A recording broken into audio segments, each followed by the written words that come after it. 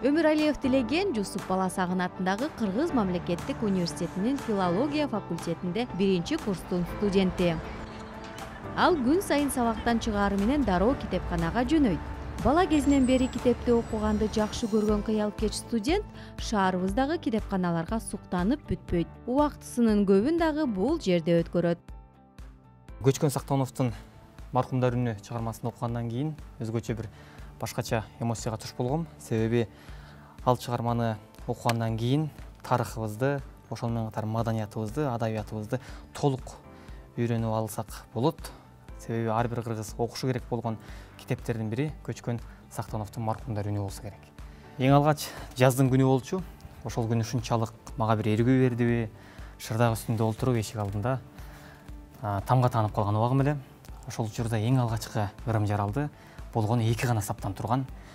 Күн жылмайды, күн жылмайып нурун чачты, көпөлөктөр көкөлөп учуп жатты деген саптар менен башталып, андан кийинки анан чыгармачылык жолумдагы андан кийинки ырлар этап менен өнүктү.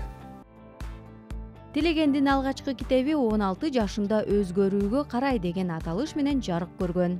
15 жашымда бул терүүнү баштадым, компьютерди калыпка түшүрүүнү. Анан ошону түшүрүп баштап, анан 16 жашымда басмадан чыкты. Февраль айы 2020 жыл коронавирустун тушунда эле. Бул китебим ошол учурдагы адамдардын таасири, бул негизи заман ар бир адамга таасир берет экен. Ошол учурдагы мотивациялык бир шыктандыруучу, дем берүүчү учур болуп калды. Мен дагы ал учурда адамдардын поэзияга болгон кызыгуусу солгундап калды деген ойдо элем. Алгачкы китеби чыккандан 3 жыл өтпөй 19-күз деп аталган экинчи китеби жарык көрүп, бет ачары болду. Экинчи китебимди жаратууда бул китепке 1,5 жыл убакыттын тегерегинде убакыт кетти. Албетте биринчи китепте кетирген каталарымды экинчи китепте кайталабаганга аракет кылдым. Ошол эле орфографиялык каталар, ошол эле жана башка ар кандай жерлерден каталар кетип калган болсо, болушунча аракетибизди кылып карап чыктык.